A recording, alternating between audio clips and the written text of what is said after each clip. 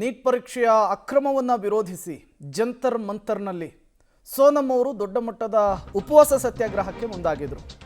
ಈ ಸಂದರ್ಭದಲ್ಲಿ ಅವರು ಅಸ್ವಸ್ಥಗೊಂಡು ಆಸ್ಪತ್ರೆಗೂ ಕೂಡ ಶಿಫ್ಟ್ ಮಾಡಲಾಗಿದೆ. ಸೋನಂ ಆರೋಗ್ಯದಲ್ಲಿ ಏರುಪೇರಾಗಿರುವಂಥದ್ದು. ಸದ್ಯ ಆಸ್ಪತ್ರೆಯಲ್ಲಿ ಚಿಕಿತ್ಸೆಯನ್ನು ಪಡಿತಾ ಇದ್ದಾರೆ ಹೋರಾಟಗಾರ ಸೋನಂ ಅವರು. ದೆಹಲಿಯ ಜಂತರ್ ಮಂತರ್ನಲ್ಲಿ ಧರಣಿಯನ್ನು ಮುಂದುವರಿಸಲಾಗಿದೆ.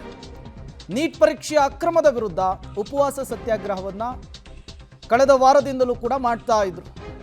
ನೀರನ್ನು ಬಿಟ್ಟು ಏನನ್ನೂ ಕೂಡ ಸೋನಂ ಅವರು ಸೇವಿಸಿರಲಿಲ್ಲ, ಹಾಗಾಗಿ ಅಸ್ವಸ್ಥಗೊಂಡಿದ್ದಾರೆ ಅನ್ನೋದು ಗೊತ್ತಾಗ್ತಾ ಇದೆ.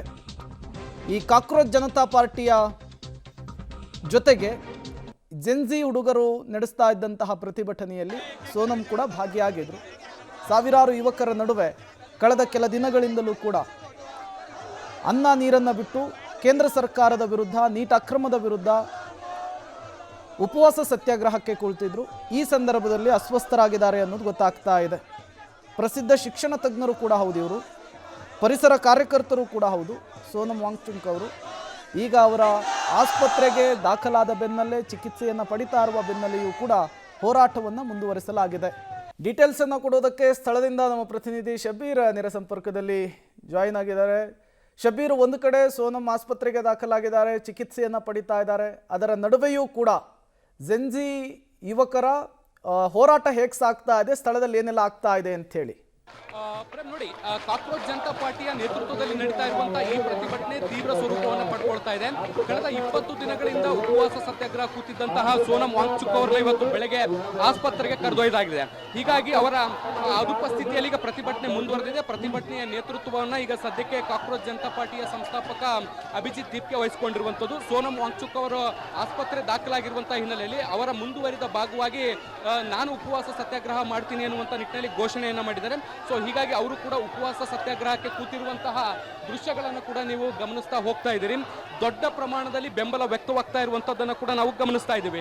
ಮುಂಗಾರು ಅಧಿವೇಶನದ ಮೊದಲ ದಿನ ದೊಡ್ಡ ಪ್ರಮಾಣದಲ್ಲಿ ಪ್ರತಿಭಟನೆಯನ್ನ ಮಾಡಬೇಕು ಮತ್ತೆ ಸಂಸತ್ಗೆ ಮುತ್ತಿಗೆ ಹಾಕಬೇಕು ಅನ್ನುವಂಥ ನಿಟ್ಟಿನಲ್ಲಿ ನಿರ್ಧಾರವನ್ನ ಮಾಡಲಾಗಿದೆ.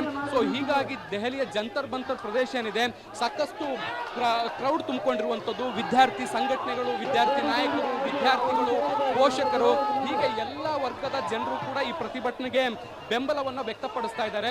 ಬಹಳ ದೊಡ್ಡ ಪ್ರಮಾಣದಲ್ಲಿ ಎಲ್ಲಾ ಕಡೆಗೂ ಕೂಡ ವಿದ್ಯಾರ್ಥಿಗಳು ಸೇರ್ಕೊಂಡಿದ್ದು ಕೇಂದ್ರ ಸರ್ಕಾರದ ವಿರುದ್ಧ ಘೋಷಣೆಗಳನ್ನು ಕೂಗ್ತಾ ಇದ್ದಾರೆ. ಮತ್ತೆ ಧರ್ಮೇಂದ್ರ ಪ್ರಧಾನ್ ಅವರು ರಾಜೀನಾಮೆಯನ್ನು ಕೊಡೋವರೆಗೂ ಕೂಡ ಈ ಪ್ರತಿಭಟನೆ ಮುಗಿಯಲ್ಲ ಅನ್ನುವಂತ ಎಚ್ಚರಿಕೆಯನ್ನು ಕೂಡ ರವಾನೆ ಮಾಡ್ತಿದ್ದಾರೆ. ನೀವು ಅಲ್ಲೂ ಕೂಡ ಗಮನಿಸಬಹುದು ಪ್ರತಿಭಟನೆಯ ತೀವ್ರತೆ ಹೇಗಿದೆ. ಪ್ರತಿ ಹಂತದಲ್ಲೂ ಕೂಡ ಬೇರೆ ಬೇರೆ ಸಂಘಟನೆಗಳು ಕೂಡ ಇಲ್ಲಿ ಕೈ ಜೋಡಿಸಿರುವಂತದ್ದು. ಬಹಳಷ್ಟು ಜನ ಬಂದು ಇದಕ್ಕೆ ಬೆಂಬಲವನ್ನು ಕೊಡುವಂತ ಕೆಲಸಗಳನ್ನು ಕೂಡ ಮಾಡ್ತಿದ್ದಾರೆ. ಕಳೆದ 2 ದಿನಗಳ ಹಿಂದೆ ಸೋನಂ ವಾಂಗ್ಚುಕ್ ಅವರನ್ನ ಬೇರೆ ಬೇರೆ ರಾಜಕೀಯ ಪ್ರಮುಖ ನಾಯಕರು ಕೂಡ ಭೇಟಿಯಾಗಿ ಅವರಿಗೆ ಬೆಂಬಲವನ್ನು ಕೊಡುವಂತ ಕೆಲಸವನ್ನ ಮಾಡಿದ್ರು. ಈಗ ಅವರು ಆಸ್ಪತ್ರೆಗೆ ದಾಖಲಾದ ಬಳಿಕವೂ ಕೂಡ ಬಹಳಷ್ಟು ಬೇರೆ ಬೇರೆ ಪ್ರಮುಖ ಗಣ್ಯರು ಕೂಡ ಬಂದು ಈ ಪ್ರತಿಭಟನೆಗೆ ಬೆಂಬಲವನ್ನು ಕೊಡುವಂತ ಕೆಲಸವನ್ನ ಕೂಡ ನಿರಂತರವಾಗಿ ಮಾಡ್ತಾ ಇದ್ದಾರೆ. ಸೋಮವಾರ ಈ ಪ್ರತಿಭಟನೆಗೆ ಬಹಳ ದೊಡ್ಡ ತಿರುವು ಸಿಗುವಂತಹ ಸಾಧ್ಯತೆಗಳು ಕೂಡ ಇದಾವೆ. ಓಕೆ, ಥ್ಯಾಂಕ್ ಯು ಶಬೀರ್ ತಮ್ಮೆಲ್ಲ ಮಾಹಿತಿಗಾಗಿ.